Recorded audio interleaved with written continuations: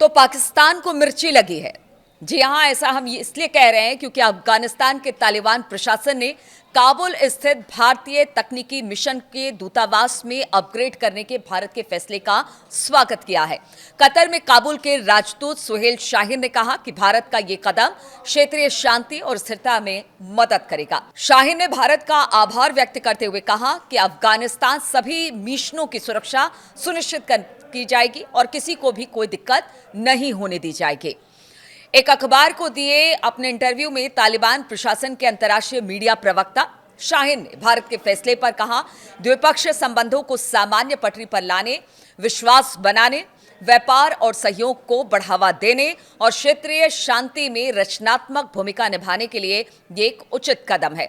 मैं नई दिल्ली के इस फैसले का स्वागत करता हूं। तो देखिए, काबुल में जिस तरह से भारतीय दूतावास खोलने का फैसला लिया गया, अब ऐसे में खबर यही आ रही है कि क्या अब तालिबान को भारत रूस की तरह मान्यता दे देगा? और ये सबसे बड़ा सवाल है, क्योंकि जिस तरह से पीछे हमने कुछ दिनों में भारत और अफगानिस्तान के बीच बढ़ते संबंधों को देखा, उसके बाद यही कयास लगाए जा रहे हैं।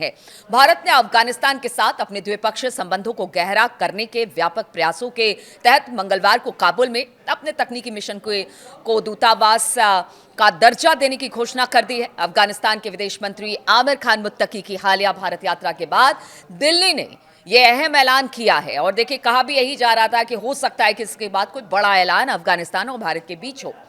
अब अफगानिस्तान के रक्षा मंत्री मौलवी मोहम्मद याकूब मुजाहिद ने भारत पर लगे उन आरोपों को खारिज कर दिया जिनमें कहा गया कि हाल ही में पाकिस्तान और अफगानिस्तान के बीच जो झड़प हुई है उसमें भारत की भूमिका है। देखिए, पाकिस्तान इस तरह के आरोप लगाता रहा है भारत पर कि आज जो स्थिति अफगानिस्तान और पाकिस्तान के बीच में है उसमें अहम भूमिका भारत की है, लेकिन अब उसे खारिज कर दिया गया है अफगानिस्तान की तरफ से। एक इंटरव्यू में याकूब ने कहा कि यह आरोप पूरी तरह से बेबुनियाद है। उन्होंने कहा कि अफगानिस्तान ने कभी किसी दूसरे देश को अपनी जमीन का इस्तेमाल नहीं करने दिया।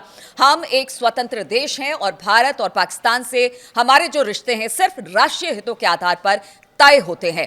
पाक ने भारत पर आरोप लगाते हुए बीते दिनों 11 अक्टूबर को काबुल में हुए धमाकों के कुछ दिन बाद अफगानिस्तान और पाकिस्तान की सीमा पर हिंसक झड़प जो थी वो शुरू हो गई थी।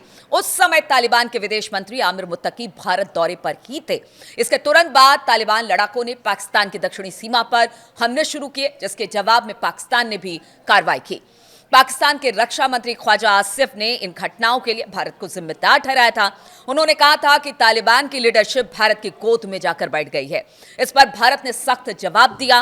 भारत ने कहा था कि पाकिस्तान की पुरानी आदत है कि वो अपने आंतरिक नाकामियों के लिए पड़ोसियों को दोष देता रहता है और ये दोष देना वो बंद करे। अब अफगानिस्तान ने भी कह दिया है कि भारत ने किसी तरह से कोई बात इसमें नहीं की है। पाकिस्तान ने जिस तरह से हमारी संप्रभुता पर हमला किया उसी का जवाब अफगानियों ने और तालिबानियों ने दिया है और हमेशा इसी तरह से हम देते रहेंगे। लेकिन बड़ी खबर, अब पाक को मिर्ची इसलिए लगी है क्योंकि दूतावास खुल चुका है और बहुत जल्द अब खबर यही आ रही है कि तालिबान को भारत मान्यता दे देगा।